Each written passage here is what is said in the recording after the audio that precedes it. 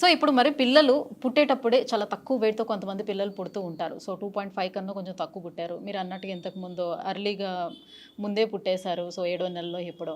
So, ఇలాంటి babies విషయంలో చాలా కంగారు పడుతూ ఉంటారు. వీళ్ళు వెయిట్‌ని ఏ రకంగా పెంచాలి అని కంగారు పడుతూ ఉంటారు. అండ్ ప్రస్తుతం మనకి వాళ్ళు లీన్‌గా ఉన్నారనుకోండి, మార్కెట్‌లో దొరికేటువంటి ప్రోటీన్ పౌడర్స్ కూడా తీసుకొచ్చి చక్కగా పాలల్లో కలిపేసి ఇస్తున్నారు.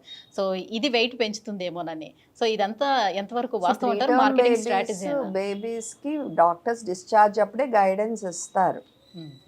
ఇంత బరువు లోపు ఉంటే ఇన్ని రోజులు ఇది ఇవ్వాలి మీరు, ఇంత బరువు దాటాక ఇలా ఇవ్వాలి అని.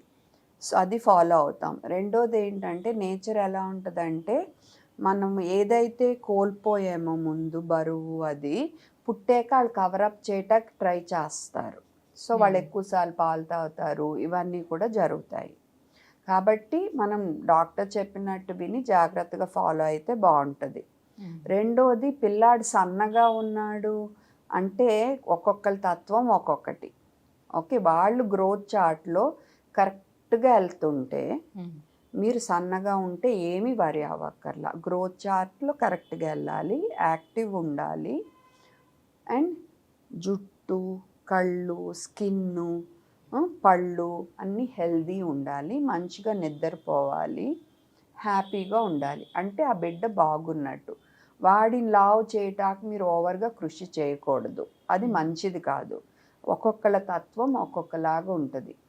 సో దాని గురించి అందరూ ఇంకోటి మన ఇళ్లలో సన్నగున్నాడు, లావుగున్నాడు, పొట్టున్నాడు, పొడుగున్నాడు, నల్లున్నాడు, తెల్లున్నాడు, ఈ మాటలు అనేవి అనకూడదు. ఎవరైనా అంటుంటే మీ పిల్లలు మీరు ప్రొటెక్ట్ చేయాలి, అననివ్వకూడదు. సో పెద్దవాళ్ళకి కూడా ఇప్పుడు హెల్త్ ఇష్యూస్ ఏమైనా వచ్చేటప్పుడు బాగా వాళ్ళు నీరసంగా ఉండేటప్పుడు ఓఆర్ఎస్ లాంటివి తీసుకొచ్చి ఇస్తాం. అలాగే పిల్లలకు కూడా ఓఆర్ఎస్ ఇవ్వచ్చు అంటారా? లేకపోతే ఓఆర్ఎస్ అనేది ఒక మందు, ఒక మందు 20th సెంచరీ వండర్ డ్రగ్. ఎన్నో మిలియన్స్, కోట్ల కొద్ది ప్రాణాలు కాపాడిన మందది. దానికి ఒక ఫార్ములా ఉంది. సో ఎప్పుడు ఇవ్వాలి? వాంతులు, విరోచనాలు, డీహైడ్రేట్ అయితే. వాంతులు కూడా కంటిన్యూస్ ఆగకుండా ఉంటే మటుకు హాస్పిటల్కి వెళ్ళిపోవాలి. ఓకే, డీహైడ్రేషన్ ఆర్ నాకు బాగా జ్వరం ఉంది, టైఫాయిడ్ జ్వరం ఉంది, డెంగ్యూ జ్వరం ఉంది, నేనేమి తినలేకపోతున్నాను, అప్పుడు కూడా నేను డీహైడ్రేట్ అవ్వచ్చు, అప్పుడు ఇస్తాము. ఓకే, ఇప్పుడు డెంగ్యూలో అయితే డీహైడ్రేషన్ కరెక్షన్ చాలా ఇంపార్టెంట్ అన్నమాట. అలాంటప్పుడు ఇస్తాము. సో దానికి ఒక పర్టికులర్ ఫార్ములా ఉంది. ఆ ఫార్ములాకు మించి షుగర్ ఉన్న 10 రెట్లు షుగర్ ఉన్నాయి, 8 రెట్లు షుగర్ ఉన్నాయి, ORS-L అని ఒకటి ఉంది. 15 ఏళ్ళ నుంచి మన దేశాన్ని చెప్పాలంటే ఎంతమంది పిల్లలు దానివల్ల సఫర్ అయి ఉంటారో నాకు తెలియని కూడా తెలియదు. ఎందుకంటే మనం తీసుకోవాల్సిన ORS ఏంటి?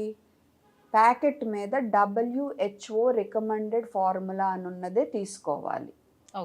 ఓకే, వీళ్ళు ఏం చేశారు? పేర్లో ORS అని పెట్టి ఎల్ పెట్టారు. తర్వాత నెమ్మదిగా వేరే కంపెనీలు కూడా వీళ్ళని చూసి వీళ్ళ మార్కెట్ బాగుందని rebalance with ORS. Okay, ORS fit, Glucon-D active ORS.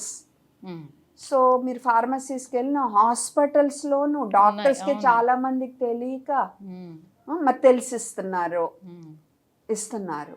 Too much cost కూడా మళ్ళీ టూ మచ్ కాస్ట్. మీరైతే డీహైడ్రేషన్ కరెక్షన్కి మీరు అవి తాగాల్సింది ఏమవుతుంది? మీ డీహైడ్రేషన్ ఇంకా ఎక్కువ అవుతుంది అవి తాగితే. ఎందుకంటే మోషన్స్ పెరిగిపోతాయి. షుగర్ జబ్బు ఉన్న వాళ్ళు తాగితే డీహైడ్రేషన్ ఈ లెవెల్లో పెరిగిపోతుంది. షుగర్ జబ్బు తీసుకుంటూ ఉంటారు దీనికోసం. మోసం, ఇది క్రిమినల్ అన్నమాట. ఇది మోసం కంటే మోసం, ఆ పేరే మోసం. అండ్ దీని గురించి నేను పబ్లిక్ ఇంట్రెస్ట్ లిటిగేషన్ ఫైల్ చేసిన పరిస్థితి. ఈ మధ్య డిస్క్లైమర్ కూడా మా పోరాటం వల్ల వచ్చింది, this is not an ORS అని. ఓకే, అండ్ PIL కూడా జరుగుతుంది, ఫైనల్ హియరింగ్ పెండింగ్లో ఉంది. అయినా మరి ఏమో, నేను ఒక చిన్న చీమలాగా ఒక పెద్ద మౌంటైన్ ఎదుర్కొంటున్నాను, ఏమవుతుందో తెలీదు. బట్ ప్రజలు ఇది చూసే తల్లిదండ్రులకు నేను చెప్పేది ఏంటంటే, వాంతులు విరోచనాలు ఉన్నప్పుడు WHO రికమెండెడ్ ఫార్ములా ORS ఇవ్వాలి. ఈ పేరులు చూసి మోసపోవద్దు. ఎవరన్నా అది అమ్ముతుంటే వాళ్ళ షాపులు మూయించండి మీరు ఫస్ట్. కానీ మనకి ఇలా ఉండేటప్పుడు ఇంతకుముందు ఈ ఓఆర్ఎస్లు ఇలాంటివి రాకపోయినప్పుడు జస్ట్ ఇలాంటి ప్రాబ్లమ్స్ వచ్చేటప్పుడు మోషన్స్ అయిపోయి హెవీగా డీహైడ్రేట్ అయిపోయేటప్పుడు నీళ్ళల్లో కొంచెం ఉప్పు కొద్దిగా చిటికెడు ఉప్పు, టీ స్పూన్ చక్కెర, మ్మ్. టీ స్పూన్, టేబుల్ స్పూన్ కాదు, టీ స్పూన్ చక్కెర 200 మిల్లీ నీళ్ళల్లో కలుపుకుంటే అయిపోయింది మనం. సో సింపుల్ ఓఆర్ఎస్ రెడీ అయిపోతూ ఉంటే మనం అంత కాస్ట్ పెట్టి మరి కొనుక్కొని రోగాలను కాకపోతే కొని ఏంటంటే తెచ్చుకుంటున్నాం. కొలతలు అవి కరెక్ట్గా రావు రావు అని తెలిసింది. మనము ఈ ప్యాకెట్లు పౌడర్లో కలుపుకోమంటున్నాం. అవి కూడా కరెక్ట్గా కలుపుకోవాలి, ఎప్పటికప్పుడు కొంచెం కొంచెం తీసి కలుపుకూడదు. మ్మ్. మ్మ్. ఓకే, పోనీ కలుపుకోలేము సరే ఫ్లేవర్డే అనుకున్న పోనీ టెట్రా ప్యాక్స్లో WHO రికమెండెడ్ ఫార్ములా. వీళ్ళు చేసేది మోసంలో మోసం. రైట్ మ్యామ్, ఇంకా మొబైల్ అడిక్షన్ దగ్గరికి వచ్చేద్దాం. పిల్లలు సో ఈ రోజుల్లో పిల్లలందరూ కూడా ఆల్మోస్ట్ వాళ్ళు నెలల పిల్లల దగ్గర నుంచే మొబైల్స్ ఇచ్చేసి మొబైల్ అడిక్షన్ అయిపోతూ ఉంది. సో పిల్లలు తినాలి అన్నా కూడా వాళ్ళకి మొబైల్ ఇచ్చి తినబెడుతున్నారు పేరెంట్స్ ఇప్పుడు. సో ఇది అడిక్షన్ నుంచి బయటికి రావాలంటే ఏం చేయాలని చాలామంది పేరెంట్స్ అడుగుతూ ఉంటారు. ఫస్ట్ అడిక్ట్ అవ్వకుండా చూసుకోండి, కొంచెం ఓపిక్గా.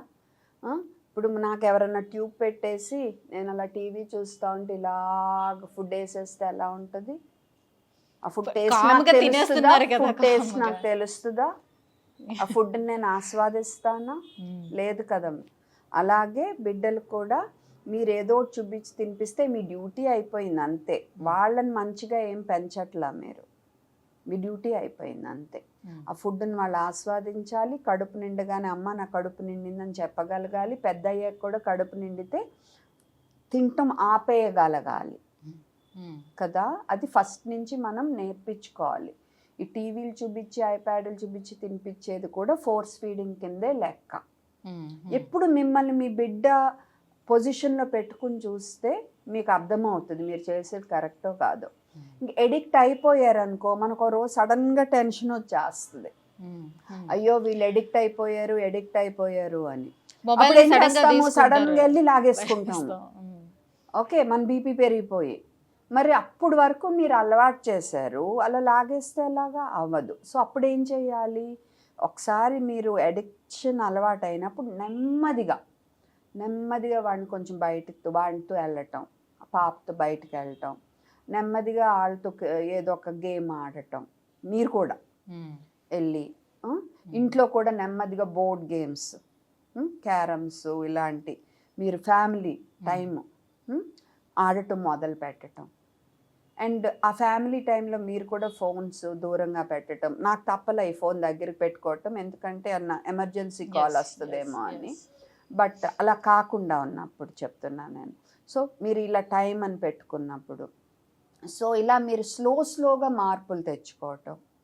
అండ్ ప్రోగ్రామ్స్ కూడా అందరూ కలిసి చూసే ప్రోగ్రామ్ ఏదన్నా పెట్టుకోవటం, ఒక వీకెండో ఏదో అలా టైం కొంచెం స్పెండ్ చేసేటట్టు ఉండాలి. అండ్ బయటకు తీసుకెళ్ళి వాళ్ళతో పాటు మీరు ఆడటం నెమ్మదిగా మొదలుపెట్టి. సో చాలా మంది పిల్లలు ఈ సెల్ ఫోన్ ఆపేసినవి కూడా ఉన్నాయి. సో మనం కొంచెం ఎఫర్ట్ పెట్టాలి, మనం చేసింది మనమే మళ్ళీ మార్చాలి.